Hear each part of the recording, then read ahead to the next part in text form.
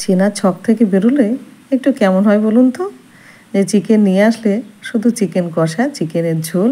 আজকে চিকেনটা একটু লাল না হয়ে যদি একটু হলুদ হলুদ হয় আর সেটা যদি পুষ্টিগুণে ভরপুর হয় তাহলে কেমন হবে। তা সেই রকম আজকে একটা চিকেনের প্রিপারেশান আপনাদের সামনে তুলে ধরেছি। আশা করি ভিডিওটা আপনাদের ভীষণ পছন্দ হবে। নমস্কার, কেমন আছেন সবাই? নিশ্চয়ই খুব ভালো আছেন। বাসন্তী রান্নাঘরে সবাইকে স্বাগত। এটা যেরকম পুষ্টিকর সেরকম কিন্তু সুস্বাদু। তাহলে চলুন, আশা করছি ভিডিওটা আপনাদের ভীষণ পছন্দ হবে। আর ভালো লাগলে যেসব বন্ধুরা এখনও সাবস্ক্রাইব করে উঠতে পারেননি আমার চ্যানেলটা, তাদের কাছে চ্যানেলটা আমার সাবস্ক্রাইব করার অনুরোধ রাখলাম। আর তার সাথে সাথে অবশ্যই নোটিফিকেশান বেলটা অন করে রাখবেন, যাতে বাসন্তী রান্নাঘরের ভিডিও সবার আগে আপনার কাছে পৌঁছায়। তাহলে চলুন, দেরি না করে চটপট দেখে নিই কী কী লাগছে আজকে আমাদের রান্নাতে। এখানে আমি 500 গ্রাম চিকেন নিয়েছি, উইথ বোন সবই আছে এর মধ্যে। এবার চিকেনটাকে পরিষ্কার করে ধুয়ে এবার মাখিয়ে নেবো একটুখানি লেবু।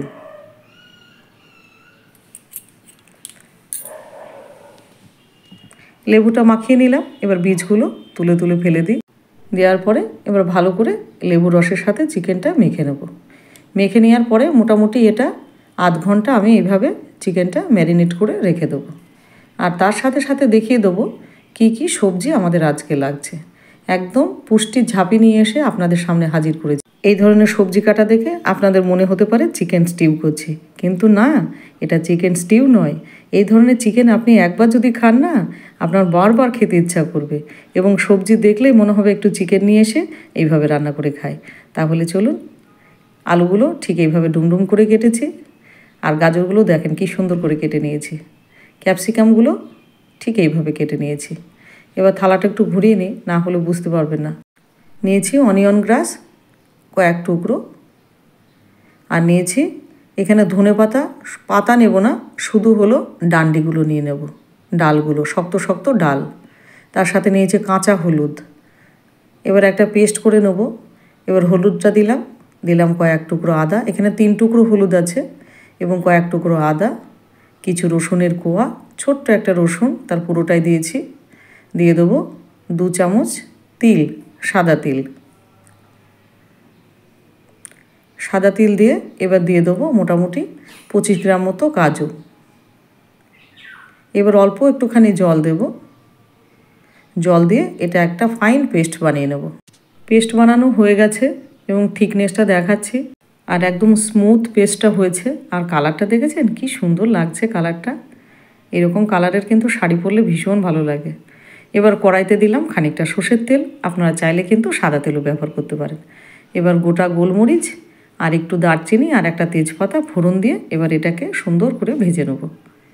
ভালো যখন গন্ধ বেরোবে তখন দিয়ে দেবো মোটামুটি 3খানা পেঁয়াজ, ছোট ছোট পেঁয়াজ, 3খানা কুচানো পেঁয়াজ আমি কেটে এটা ভালো করে ভেজে নেব। পেঁয়াজটা অর্ধেকটা ভাজা হয়ে গেলে দিয়ে দেবো যে আলুটা কেটে রেখেছিলাম, সেই আলুটা দিয়ে ভেজে নেব খানিকটা।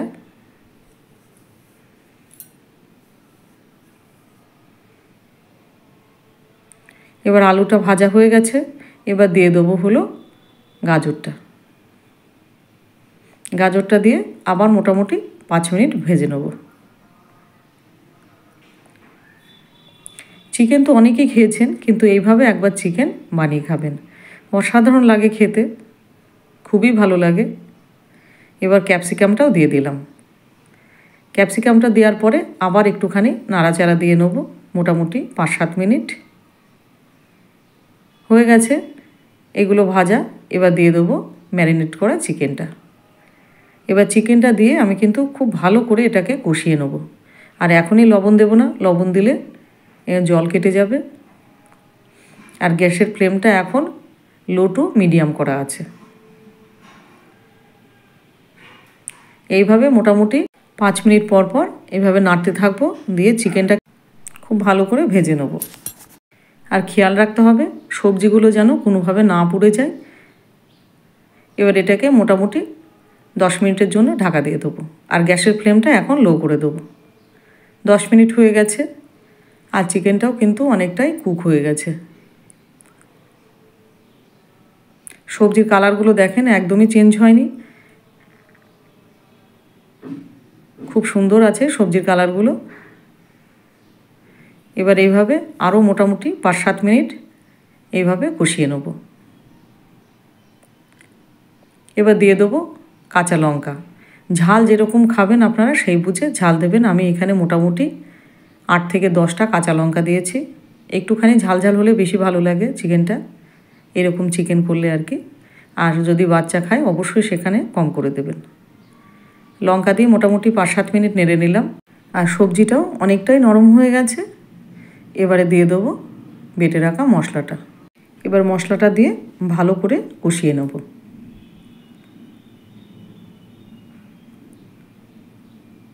আর এই কষানোর সময় অবশ্যই গ্যাসের ফ্লেমটা কিন্তু লো করে রাখবেন।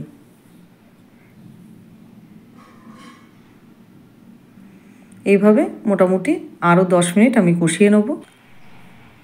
এবার কষাতে কষাতে যখন দেখব মশলাটা কষানো হয়ে গেছে, এবার তখন দিয়ে দেবো স্বাদ অনুসারে লবণ। আমি এখানে 1 চামচ লবণ দিলাম। আর দেব 1 চামচ, পৌনে 1 চামচ জিরের গুঁড়ো আর 1 চামচ ধনে গুঁড়ো দিয়ে এটাকে আবার ভালো করে কষিয়ে নেব। তেলটা দেখেছেন খুব সামান্য পরিমাণেই তেল দিলাম, আর কিন্তু তেল আমি ব্যবহার করব না। আর এই কয়েক চামচ তেলেই এত দুর্দান্ত চিকেনটা তৈরি হবে না, মুখে দিলে একদম লেগে থাকবে। ভাত, রুটি, পরোটা সবের সাথে খুব ভালো যায়। এবার আরেকটুখানি ঢাকা দিয়ে দেবো। মোটামুটি 5-7 মিনিটের জন্য ঢাকা দিলেই হবে। 7 মিনিট মোটামুটি হয়ে গেছে। এবার দিয়ে দেবো একটুখানি কসুরি মেথি। হাতের মধ্যে ডলে একটুখানি দিয়ে দিলাম। বেশি দেবেন না, অল্পই দেবেন।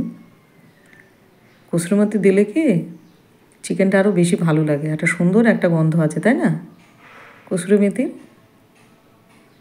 এবার দিয়ে আবার একটুখানি নাড়াচাড়া দিয়ে নেব। মশলাটা মোটামুটি আমাদের কিন্তু কষানো হয়ে গেছে। এবার দিয়ে দেবো ওই অনিয়ন গ্রাসটা আর হলো ধনে পাতার ডান্ডিগুলো আর কি। আমি এরকম একটা চ্যানেলে, রান্নার কুকিং চ্যানেলে দেখেছি, একটা বড় মাপেরই শেফ উনি চিকেনে একটা খুব সিম্পল একটা রেসিপি তৈরি করলেন, কিন্তু সেটা হলো এই ধনে পাতার এই ডান্ডিগুলো দিয়ে। তা আমার সেই আইডিয়াটা এত পছন্দ হয়েছে, গল্প করতে করতে চিকেনটা কষানো হয়ে গেল।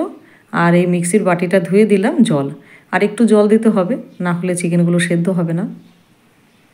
আর এর কালারটা দেখেছেন কত সুন্দর, একদম হালকা কাঁচা হলুদের মতো কালার হয়েছে।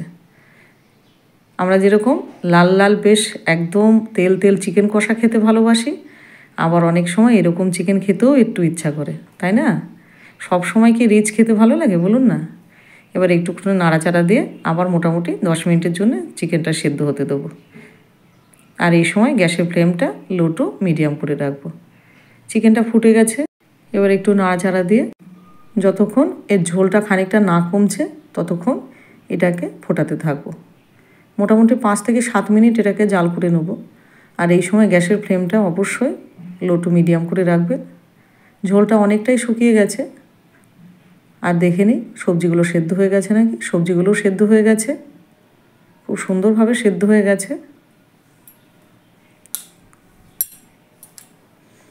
অসাধারণ লাগে এইভাবে চিকেন খেতে, একবার অবশ্যই বানিয়ে খাবেন এই শীতের সবজি থাকতে থাকতে। এবার এটা মোটামুটি নাড়াচাড়া দিয়ে নিলাম অনেকক্ষণ ধরে। আর ঝোলটা কিন্তু আরেকটুখানি শুকাবো। এবারে দিয়ে দিলাম মোটামুটি 1 চামচের কাছাকাছি একটু বাটারটা দেওয়া হয়ে গেলে এবার দিয়ে দেবো একটুখানি চিলি ফ্লেক্স, আর দিয়ে দেবো একটুখানি গোলমরিচের গুঁড়ো। মোটামুটি 1/2 চামচের মতো দিলেই হবে, আমি পুরোটা দেবো না। 1/2 চামচ মতো গোলমরিচ দিলাম, গোলমরিচের ডাস্ট আর কি। এবার দিয়ে এটাকে ভালো করে নাড়াচাড়া দিয়ে নেব।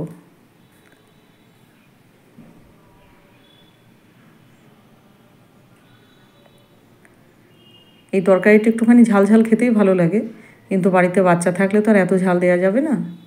এবার দিয়ে দেবো গরম মশলার গুঁড়ো। গরম মশলার গুঁড়ো দিয়ে এবার আরেকটু নাড়াচাড়া করে এটাকে মিশিয়ে নেব। আর ঝোলটা আর শুকাবো না, এরপরে খাওয়াই তখন টান পড়ে যাবে। এবার ভালো করে একটু মিশিয়ে নিই। এবার গ্যাসের ফ্লেমটা অফ করে দেবো। তাহলে আমাদের তৈরি হয়ে গেল একদম সুপার হেলদি এবং টেস্টি এবং পুষ্টিগুণে ভরপুর ভেজিটেবল চিকেন। আশা করি ভিডিওটা আপনাদের ভীষণ ভালো লেগেছে। আর ভালো লাগলে অবশ্যই কিন্তু চ্যানেলটা সাবস্ক্রাইব করে আর হ্যাঁ, একটা লাইক কমেন্ট শেয়ার করতে কিন্তু ভুলবেন না। ভালো থাকবেন, সুস্থ থাকবেন, আবার দেখা হবে অন্য কোনো রেসিপিতে।